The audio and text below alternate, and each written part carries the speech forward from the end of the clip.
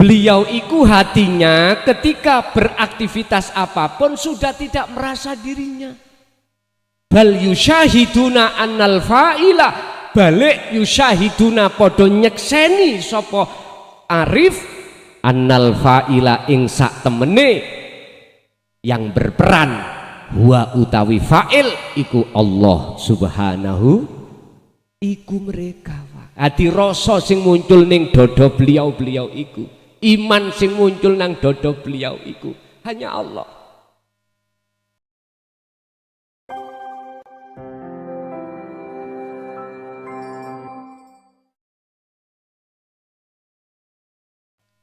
Saya ingin bertanya Gus tentang puncaknya marifat niku pripun, tolong dijelaskan. Dan yang kedua, bagaimana itu Allah menyapa kita gitu Gus. Matur suwun. Assalamualaikum warahmatullahi wabarakatuh. Waalaikumsalam warahmatullahi wabarakatuh. Ammal arifuna la yarawna li anfusihim syai'an bal yusyahiduna annal fa'ila huwallahu ta'ala tatmainnul qulub. Ada beberapa tanda hati jenengan sudah disebut sebagai hati atau roh yang makrifat. Hati itu kalau miturut hadis Kanjeng Nabi yang dinukil oleh Imam Ghazali di dalam kitab Ihya, itu ngeten. Di dalam diri manusia itu ada segumpal daging. Jikalau itu baik, baiklah semuanya. Jikalau itu rusak, rusaklah semuanya. Dalam Ihya di juz kedua kalau nggak salah, beliau menukil ini dan mensarai tentang hadis ini. Yang dimaksud segumpal daging itu adalah ai al-qalbu, hati. Hati disarah beliau bukan hati seperti hatinya ayam, hatinya kambing, bukan. Yang dimaksud al-qalbu ai adalah ai ar-ruh, ternyata ruh. Ini Bapak Ibu, ruh ini jikalau estu di mata Allah sebagai kekasihnya, tandanya amal arifu anapun utawi piro-piro wong sing arif itu wong sing makrifat, iku la yarawna li anfusihim syai'an. Apa yang muncul dan timbul pada dirinya atau di luar dirinya makhluk, kewujudannya itu sudah fana bagi mata beliau. Pandangannya beliau itu makhluk itu sudah tidak wujud. Sebab al-kaunu kulluhu zulmatun, Ibnu Athaillah. Sifatnya makhluk iku ora ono, ai adamun ora ono. Sifat wajib Allah iku wujud, lawane wujud adalah tidak wujud. Lah sifat tidak wujud itu nemplek terhadap kita sebagai sebab wujudnya awak dewe disebabkan karena diwujudkan yang wujud. Lah ini oleh karena kita merasa wujud sebab diwujudkan Allah dan ruhaniyah kita itu belum sampai pada Allah, maka sampai kapanpun kita akan masih merasa kalau kita wujud. Kalau kita sudah merasa wujud, maka masuk di dalam sifat wajib Allah di bab ma'ani. Ada 7. Kudrat, irodat, ilmu, hayat, sama, basor, kalam. Nyun sewu, irodah, kehendak. Otomatis kita merasa kita yang bisa berkehendak. Kudrat, kekuatan, apapun kita merasa kita. Ilmu, nyun sewu, kealiman, pasti kita akan merasa kalau kita yang alim. Hati maksudnya merasa muncul rasa-rasa sing seperti itu. Lah, kalau sifat wajib Allah iku nemplek nanggone Gusti Allah, nggak boleh kita sebagai makhluk merampas bajunya Allah. Enggak boleh. Etikanya kita enggak boleh. Pun. Beliau iku hatinya ketika beraktivitas apapun sudah tidak merasa dirinya. Bal yusyahiduna annal fa'ila, balik yusyahiduna podo nyekseni sopo arif annal fa'ila ing sak temene yang berperan huwa utawi fa'il iku Allah subhanahu iku mereka. Hati rasa sing muncul ning dodo beliau iku, iman sing muncul nang dodo beliau iku hanya Allah. Yang dimaksud Allah ilahun wahid itu. Yang terakhir, yang nomor 3, tatmainnul qulub, hatinya selalu damai. Ala bidzikrillahi tatmainnul qulub. Sebab apa dia itu selalu damai? Karena selalu ingat dateng Gusti Allah. Yang terakhir, hati iki gak gampang kena gebiarin tuh dunia, seperti ikan yang hidup di lautan tadi. Walaupun jasmania sampai niki gembul siapapun, tapi hati tetap gak iso pisah sangka Gusti Allah. Itu tondo orang-orang yang dikatakan ruhaniyah sudah makrifat. Lah kita kalau belum sampai di situ, bagaimana caranya? Kembali pada kesimpulan ngaji tadi. Itu yang pertama. Terus yang kedua apa tadi? Lupa aku.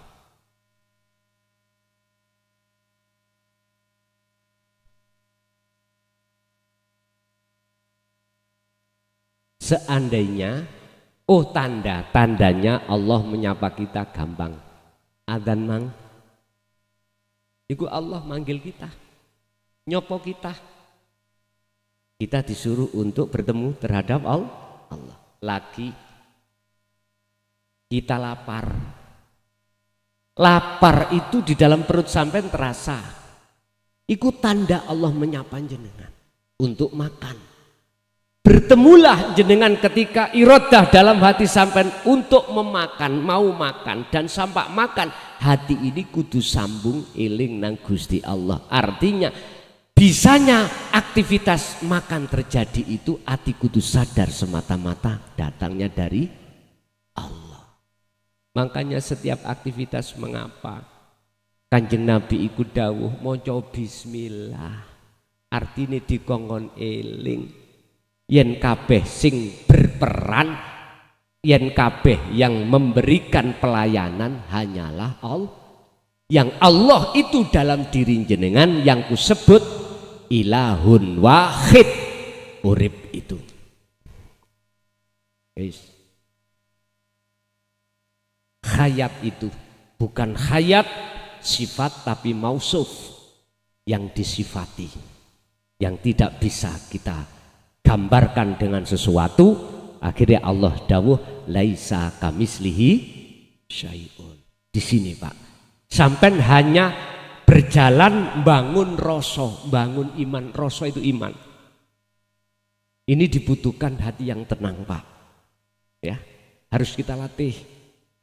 Kalau tidak kita latih, kapan lagi? Umur kita lo tinggal sedikit. Tanda lagi lewat suara, nyun sewu desel iki muni. Lewat sifat sama, ma'ani Allah. Jikalau tidak ada Allah di situ, nggak mungkin diesel itu bisa kita dengarkan, Pak. Oleh karena Allah melayani kita lewat sifat sama itulah akhirnya telinga kita bisa mendengarkan suara. Begitulah seterusnya. Inna fi dzalika laayatan liqaumi yatafakkarun. Tergantung jenengan gelem tafakur atas semua apa yang Allah hadapkan opo ora. Inilah hakikat haji, adalah panggilan Allah. Jenengan kalau tidak hati mengerti tentang tauhid sampai kapanpun Pak, kita tidak akan pernah ada koneksi ta'alluq, hubungan rakat terhadap Allah. Ingat, ada trek gandeng. Kalau gandengane putus rantainya, nggak akan pernah yang di belakang itu bisa mengikuti yang di depan. Yang di depan ke Jakarta karena gandengane putus, maka gandengane tetap ada di sini. Tapi jikalau ini sambung terus, maka sampai dimanapun jenengan bersama trek yang di depan. Karena yang di depan punya mesin, Pak, yang di belakang nggak punya mesin. Allah lah yang sumber mesin itu adalah Allah. Oke. Ganti Ibu, ada enggak? Nek boten wonten, sampun Bu? Nggih pun. Oh wonten nika Ibu Nah niki.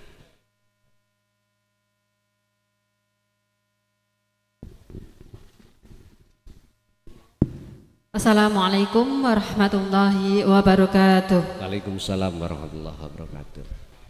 Saya asli dari desa Situmulyo sini Pak. Ada yang saya mau tanyakan. Yang pertama yaitu saya pernah jatuh ketika saya perjalanan mau berangkat kerja. Nah, Allah memang menciptakan ada dunia manusia dan ada dunia jin.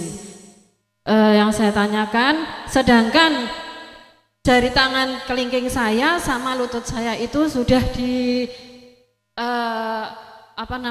di scanning gitu, tidak ada yang patah dan terus dipijit juga tidak ada yang kesleo atau sebagainya, itu tulangnya utuh bagus semuanya. Tapi yang saya rasakan untuk melaksanakan sholat itu pasti jari saya itu sakit, terus lutut saya ini juga sakit, padahal itu sudah lama kejadiannya.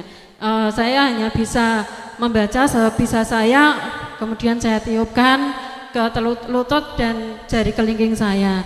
Tapi teman saya bilangnya seperti ini, Mbak, kamu kan jatuhnya di sini tuh ada rawa piting. Nah, istilahnya seperti itu. Itu katanya saya sendiri juga nggak tahu.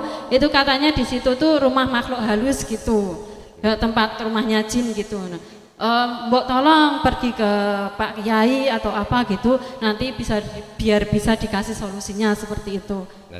Iya. Kalau untuk sholat itu Masya Allah sakit sekali Pak, sampai sekarang ya. Seperti ada yang di lutut itu seperti ada yang menopang, seperti otot itu dua itu menopang lalu mengencang seperti itu. Padahal kalau tidak melakukan sholat tidak, iya. Saya juga janggal di situ.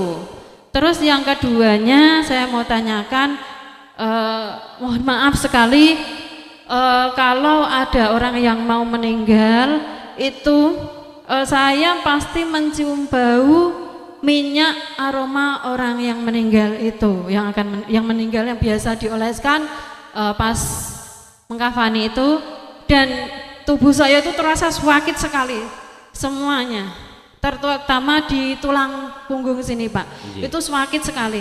Saya hanya bisa berdoa, mendoakan siapapun yang meninggal semoga husnul khotimah. Nah, saya mohon solusinya karena bau itu sangat menyengat, kadang-kadang sangat mengganggu sekali. Ya, hanya itu yang bisa saya tanyakan. Mohon maaf sebelumnya. Wassalamualaikum warahmatullahi wabarakatuh. Waalaikumsalam warahmatullahi wabarakatuh. Kita manusia itu asline roh sampai niku bukan penduduk bumi, bukan. Asline roh sampai niku asal muasal penduduk akhirat, penduduk surga. Sing penduduk bumi iku kadal, ular, tikus, curut, bongsone ulaika kal an'am, hewan-hewan itu. Lah berhubung kita mengikuti sistem innalillahi wa inna ilaihi rajiun, maka berlaku innalillahi sangka Allah, wa inna ilaihi rajiun harus bisa kembali pada Allah. Ada 3 alam atau 3 makom. Pertama makom mukhadharah, yaitu makom kasunyatan kita manusia, makhluk manusia termasuk di sini alam kasar. Ada alam halus yang disebut sebagai makom mukasyafah. Makom yang dihuni oleh makhluk bangsa halus, termasuk malaikat, termasuk iblis, termasuk jin. Memang ada bahasa kacamata syar'i. Tapi ketika saat ibu bercerita tadi minta solusi bagaimana itu sudah bisa terlepas, jenengan kembali kepada surah Al-Baqarah ayat 257. Allah berkata, Allahu waliyul ladina amanu yukhrijuhum minadz-zulumati ilan. Dulumat iku peteng berarti jenengan stasi terasa sakit. Ilan nur padang berarti sampai sembuh dari penyakit. Piye carane sampean iku dimasukkan Allah di dalam alam pepadang. Cara jenengan sudah terlepas dari rasa sakit yang ditimbulkan oleh bangsa gaib misalkan. Saya ini bukan ahlinya wong delok gaib mboten. Cuman saya berbicara atas dasar Quran. Jawabannya cuman satu. Hati sampean harus berzikir sirrul asror. Bila suwarin wa huwa adzikru bila suwarin wa kalamin wa lafdin wa ismin. Zikir yang tidak memakai nama, mengucap, berkalam, tidak. Tapi bisiril asron iki maksudnya adalah su'aul basyirah wa ainul basyirah wa hakul basyirah. Apa? Zikir yang hanya di dalam hati sampean iku bangun rasa. Rasa itu apa? Iman. Artinya ibu harus hati ini sesering mungkin, bahkan waktu kejadian ibu, waktu sholat sampean terasa sakit, hati sampean iku ojo duweni penyono saking makhluk tekoni loro. Hati sampean harus merasakan di dalam diri makhluk sakit itu, iku yang mengendalikan hanyalah ilahun wahid, yaitu Allah subhanahu wa ta'ala. Ibu harus seperti itu. Dan itu tidak hanya ibu lakukan ketika saat penyakit itu datang. Jangan. Di luar aktivitas itu sampai harus melatih juga. Kalau teman-teman thariqah itu ngeten, ya kudu nek mudahnya, bila mana mudahnya zikir tanpa ngucap itu didorong dengan zikir sir dalam hati, keluar masuk mengucap Allah, Allah dalam hati. Mengapa itu tidak disebutkan? Nah, gitu loh. Tapi kalau sudah cukup jenengan mudah lewat merasa tadi hanya Allah atas segala-galanya yang berperan, maka cukup, nggak ada masalah. Dzikron kathiron, lakukanlah itu dengan sebanyak-banyaknya pun bu, niki solusine mekaten. Ning meturut kula, sebab ayat tadi, barang siapa yang menjadikan Allah sebagai tumpuan, yukhrijuhum, Allah bakal ngetokake hum ing panjenengan kali kula minadz-zulumati ilan nur, dari alam gelap menuju alam dari rasa sakit menuju alam sembuh. Pun bu, niku sampeyan trapno setiap saat dan waktu, terutama waktu sholat. Inilah yang nantinya Bapak Ibu akan menjadikan coro sholat sing khusuk wonten mriku carane. Nggih. Ibu masih ada lagi? Cukup? Pun.